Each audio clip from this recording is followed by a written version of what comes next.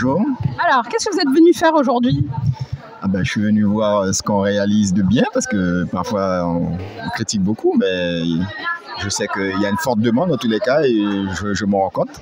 Un besoin en ressources humaines dans ce territoire qui a tant à faire, notamment par rapport aux jeunes, et le secteur sanitaire, c'est un secteur qui est...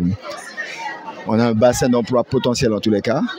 Et moi, ce que je pourrais apporter en fait en soutien à l'IFSI et puis de manière plus générale au système hospitalier pour obtenir donc des moyens supplémentaires, notamment financiers, et puis surtout des choix politiques et puis une organisation pour faire en sorte que l'on puisse recruter localement. J'en ai ras-le-bol du turnover. Je pense qu'on a toutes les ressources ici. Il faut simplement créer les conditions maximales avec beaucoup d'ambition pour qu'on puisse former nos jeunes ici. Et c'est vrai que l'idée de ce passage vers le CHU aussi est quand même aussi attractif, parce que je vois sur les diffusions, c'est vrai que là, quand on recrute, moi je regarde un petit peu, et quand forcément en CHU, quand on voit au centre hospitalier, on n'est pas sur le même niveau d'attractivité. Est-ce que vous pensez que c'est un plus, surtout si on augmente aussi la formation sur le territoire? Alors, il faut bien sûr faire de la formation diplômante, avec tous les moyens aussi, parce que il y a par exemple le problème des stages. Donc il faut que les hôpitaux puissent créer les conditions pour que les stages soient possibles dans les différents hôpitaux, et il faut les moyens financiers aussi pour soutenir ces formations-là. Et puis il y a aussi de manière plus générale par rapport au CHU l'idée que on en parle beaucoup. Il ne s'agit pas simplement de créer de l'attractivité, il faut que les personnes restent. Alors déjà, quand on les fait venir, c'est attractivité et fidélisation, mais pour les jeunes qu'on va former, nos jeunes locaux, ils peuvent très bien partir aussi, parce qu'il y a les problèmes de déserts médicaux, c'est pas qu'en Guyane, et on sait très bien qu'il y a une sorte de concurrence parfois déloyale entre le privé et le public, et puis nos jeunes vont peut-être se former ici, avec le CHU peut-être à des niveaux supérieurs, et ils risquent de partir parce que si on leur propose mieux ailleurs, si les moyens de leur activité sont plus confortables, sont plus techniques, ils peuvent partir aussi. Et ça, il faut éviter ça. C'est la raison pour laquelle, tu connais ma position. Moi, fondamentalement, je suis pour qu'on ait un hôpital neuf, un CHU, pas dans l'obsolescence ou dans une forme de réhabilitation qui va nous amener à rien. Et moi, je suis persuadé que partir sur du neuf, c'est créer les conditions aussi de la fidélisation.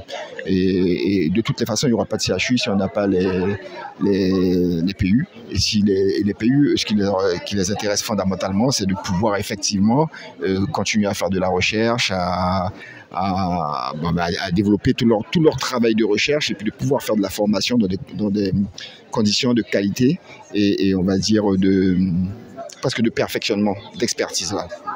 Mais aujourd'hui, on voit aussi qu'il y a quand même une très forte demande. Il y a beaucoup de jeunes qui viennent se renseigner sur les métiers d'auxiliaire, de puéricultrice, d'aide-soignante, d'infirmière, de préparateur en pharmacie hospitalière. Donc on voit il y a quand même beaucoup de demandes. Moi je suis arrivée tout à l'heure, je ne pouvais pas rentrer tellement il y avait de monde. Oui, c'est ça. Là aussi, quoi. Alors déjà il y a un problème d'emploi en Guyane, donc on a un chômage qui est très élevé, mais on sait depuis très longtemps que, moi je me suis toujours battu à l'époque avec Patricia, tout ça, pour qu'on ait plus de promos, par exemple pour les infirmières, pour les aides-soignants, etc. Et on sait, même aujourd'hui, on est en dessous des besoins que nous avons. Donc la question des moyens, la question aussi il faut voir ça de manière globale, parce que moi je ne fais pas de différence, même si ce sont des filières qui sont très particulières, le paramédical et puis le médical, mais on voit bien que c'est un ensemble en fait. C'est un ensemble, et c'est quand on raisonne de façon globale qu'effectivement qu'on crée toutes les conditions et qu'on peut agir sur l'ensemble des paramètres qui peuvent nous faire soit défaut ou qui peuvent être des atouts pour pouvoir effectivement réaliser l'attractivité qui est nécessaire et surtout la fidélisation.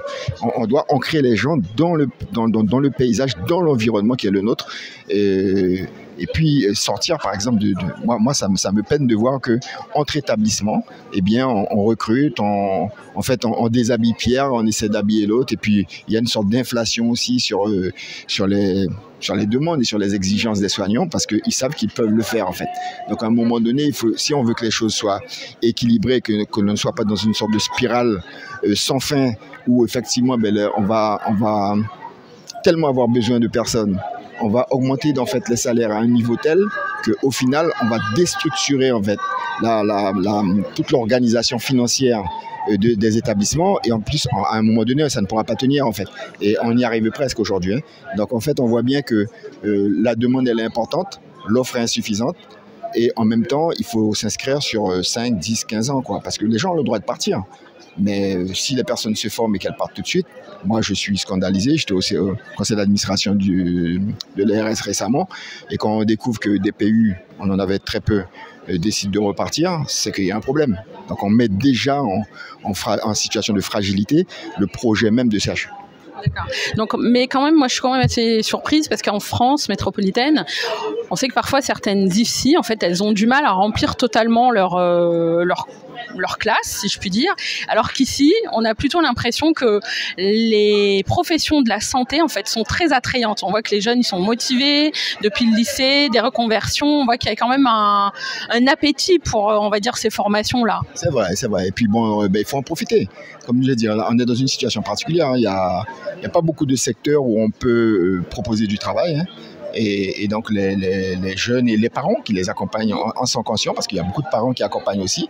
Mais bon, après il y aura des déceptions, parce qu'effectivement ce qu'on va leur proposer en termes de le nombre de places, bon après il y a quand même c'est normal qu'il y ait une sélection qui soit faite, mais je veux dire que par rapport aux besoins, je sais d'ores et déjà qu'on ne répond pas en fait à ces besoins-là. L'IFSI doit grandir. Vous voyez, nous sommes dans des mobil-homes, donc voilà, il y a tout ça, quoi. On est dans une projection à 10 ans, en fait. Est-ce que c'est ça un petit peu ? J'espère honnêtement que pour l'IFSI, que le projet d'établissement neuf, que ce ne soit pas à 10 ans. Normalement, non, mais je veux dire globalement, en fait, dans cette c'est ça. La structuration globale pour moi, c'est sur voilà. Voilà.